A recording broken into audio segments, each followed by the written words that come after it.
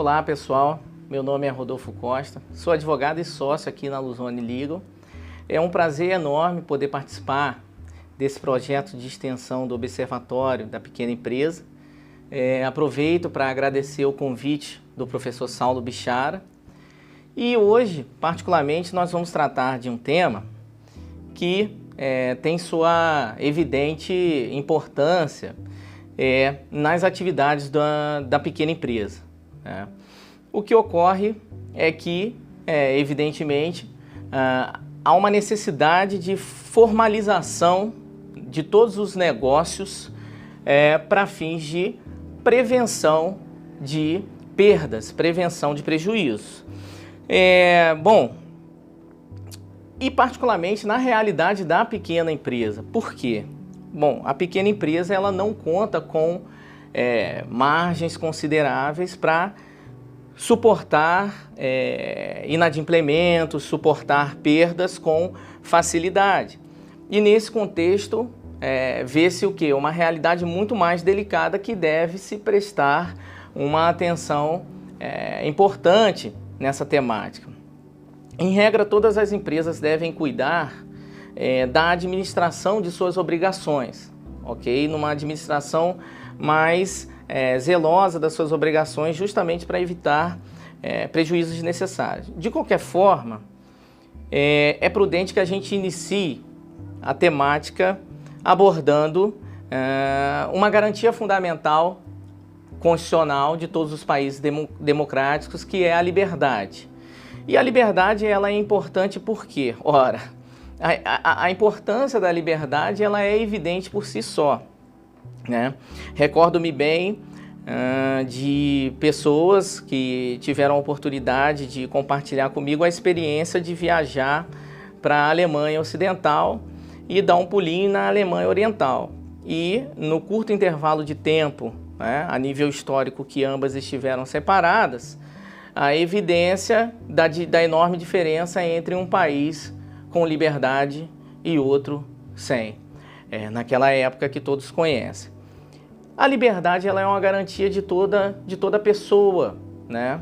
E deveria ser respeitada porque ela é um direito natural acima de um direito fundamental. Sem liberdade não há que se falar em todas as outras grandes possibilidades da humanidade. E uma das liberdades que a gente enfatiza nesse momento é a livre iniciativa e a liberdade econômica. Sem essa liberdade, nós não estaríamos aqui nem sequer gravando para colaboração com o projeto de extensão do Observatório da Pequena Empresa.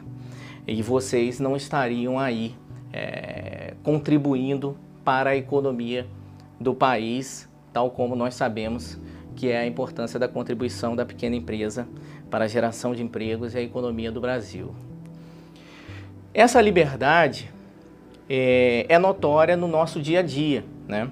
As pessoas, elas no cotidiano da vida, elas deixam o carro num estacionamento, elas entram no supermercado e compram os mantimentos aí para o seu dia a dia, faz-se aí uma ida na barbearia, né? São coisas corriqueiras do cotidiano, mas todos esses exemplos eles têm a peculiaridade da simplicidade e que são relações instantâneas, né? Que num ato específico ou rapidamente elas são criadas e extintas. No máximo, a nível documental desse tipo de negócio, você tem o quê?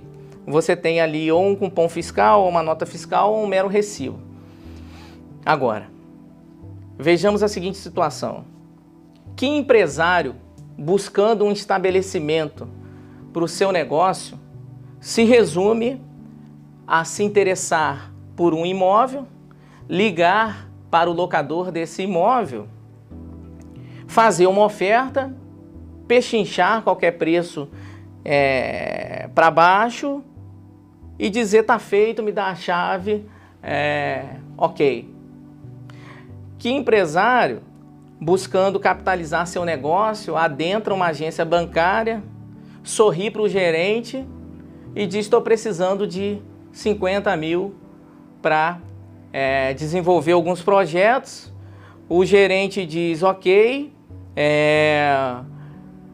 em 60 parcelas para você tá bom, o cara diz, vou pagar todo mês, até o final do mês para mim, eu garanto que eu acerto, pego os 50 mil e sai. A depender do nível de relacionamento que nós estivermos falando, há uma evidente necessidade de se definir os termos de cada relação. Se não houver documentalmente algum instrumento que possa delimitar as obrigações recíprocas de cada parte, vai pairar sobre o relacionamento uma insegurança totalmente indesejada. E isso vai se refletir em riscos desnecessários, seja o empresário na função de fornecedor, vendedor, sofrer um risco de inadimplemento dos pagamentos devidos a ele, seja o empresário na posição de adquirente, comprador, sofrer um risco de uma cobrança desmedida ou incorreta. Por isso que nós estamos aqui chamando destacando o seguinte tema. Os instrumentos, os documentos, eles têm a finalidade de estabelecer os pontos dos negócios. Numa relação sem as definições corretas, o que pode ocorrer? Vamos lá. Num exemplo de cobrança em que o pequeno empreendedor vai tentar recuperar aquilo que não lhe foi pago, na justiça, há a seguinte situação. Se você tiver um contrato assinado por duas testemunhas, daquilo que foi compromissado a seu favor e não foi cumprido, você consegue pular uma etapa processual total, toda uma etapa processual de declaração de direitos. E esse processo passa a ser um processo diretamente de execução. Então, se você tem um instrumento, por exemplo, de prestação de serviços estéticos, a pessoa foi, contratou no seu estabelecimento todo um pacote de administração, de assessoria, de emagrecimento, com aplicação de peeling, e todas essas possibilidades que nós temos hoje e basicamente sessões, 10 sessões, 15 sessões, começou a inadimplir, aquilo foi sendo aplicado. Se houver um instrumento correto, o empreendedor, ele nem entra com uma ação para que aquele direito de cobrança dele seja declarado. Que, como todo mundo sabe, envolve um peticionamento, uma chance de contestação, uma audiência de instrução e toda aquela morosidade típica da justiça e formalidade necessária para fins de apuração do que é certo ou errado. Já se vai, com o instrumento correto, já se vai direto para um processo onde o juiz já intima o devedor para pagar. Esse é um exemplo claro de uma facilitação a favor de quem adotou a segurança mínima do seu negócio. Tá?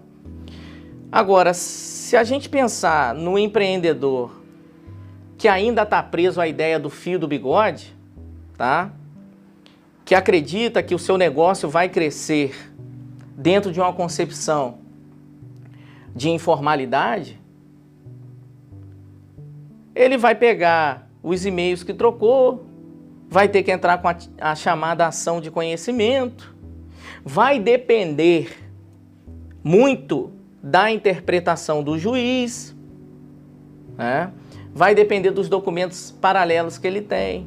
Então, assim, a situação, ela é basicamente o seguinte: resumir-se a reuniões, captação de cliente, etc., sem aplicar a documentação mínima para formalizar o negócio, pode colocar o empresário em situações dispensáveis, né? E prejuízos não são bem-vindos e podem comprometer todo aquele projeto e etc. Por isso que a gente sustenta e colabora com a nossa experiência de elaboração e análise de contratos para dizer o seguinte: existem várias possibilidades, desde as mais simples até as mais complexas, de se colocar seus negócios num panorama de segurança. A proposta comercial bem elaborada, ela é suficiente para tirar o pequeno empresário de uma situação de palavra, compromisso assumido, mas meu cliente é confiável. Isso não vem ao caso. Formalizar as situações, os vínculos, as relações, não significa desconfiança. Significa profissionalismo. Por quê? Nós precisamos ter claro que a realidade é o seguinte: palavras o vento leva e muitas vezes dependem da capacidade de interpretação e atenção da pessoa que está ouvindo. Você não quer deixar o seu negócio entregue ao que o outro entende do que você falou. Isso é compatível com etapas de negociação, de tratativas. Mas no momento em que os termos estiverem já pré-definidos minimamente entre as partes, é a hora de instrumentalizar o que foi negociado. Então, pequeno empresário, ocorreu a reunião, apresentação daquilo que você conhece muito bem, produtos, serviços, né? O seu negócio, cada vez mais um expert no assunto, assim que tem que ser. Bom, Fulano, então vou te enviar uma proposta comercial com os nossos termos e aí você analisa, aceitando, a gente inicia os trabalhos. Nessa proposta, é intuitivo o que se deve conter minimamente. Quem propõe? Quem é o destinatário dessa proposta? O que se oferece? O que se propõe? Qual o preço? Qual a forma de pagamento dos seus serviços? Vai ser à vista? Vai ser parcelado? Se é parcelado, quais são as datas dos vencimentos? Qual é o modo de execução do que você ofertou? Vai haver incidência de juros no atraso no pagamento? De multa no atraso de pagamento? Essa proposta enviada por você, pequeno empresário, ela vai ter validade, prazo máximo de aceitação? Porque se você coloca um prazo, e isso é altamente recomendável, e o destinatário da proposta não aceita dentro daquele prazo, significa que você não está vinculado àquele destinatário a partir do momento em que o prazo se exaurir, acabar sem a aceitação devida. Então, a proposta comercial, ela é um baita elemento para que você conte com essa formalidade mínima que vai prevenir os efeitos nocivos da prática do fio do bigode. E você consegue avançar para a formalização necessária para essa segurança dos seus negócios. Contudo, para que se possa desenvolver delimitações mais aprofundadas da relação negocial, o que pode conter numa proposta comercial? uma especificação de que as partes se comprometem, uma vez aceita a proposta, a regulamentar em profundidade, a regulamentar em detalhes contratualmente. Então, o vínculo se forma com a proposta se o destinatário aceitar dentro do prazo que foi estabelecido na proposta, e já se fica compromissado entre as partes a contratação baseada naquelas tratativas que ensejaram a proposta. Isso não é um exagero burocrático. Isso não é um exagero burocrático. Isso é cautela de quem busca mitigar,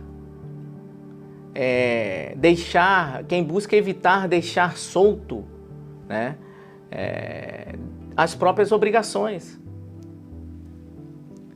Se houver uma delimitação específica do que você deve cumprir para o seu cliente, e se houver uma delimitação clara do que o seu cliente te deve em razão do que vocês negociaram, não vai haver mal-entendidos, ok? E vocês estarão mais seguros e não dependendo de resolver na mão de um terceiro, que nesse caso poderia muito bem ser um juiz, eventual desentendimento ou desencontro ou violação de uma obrigação, porque, estando claro, se pode exigir do outro que cumpra aquilo que ele se comprometeu. Certo? Vejamos o seguinte exemplo. Tornando aquela situação do imóvel, o empresário que aluga o seu estabelecimento encontrou o que lhe interessava e estabeleceu a sua empresa ali. Aí ele entra no imóvel sem laudo de vistoria inicial. No contrato consta, claro, o locador. Na prática imobiliária, ele já vai apresentar ali um contrato, assina aqui. O que estará no contrato? O imóvel se encontra em perfeitas condições de uso.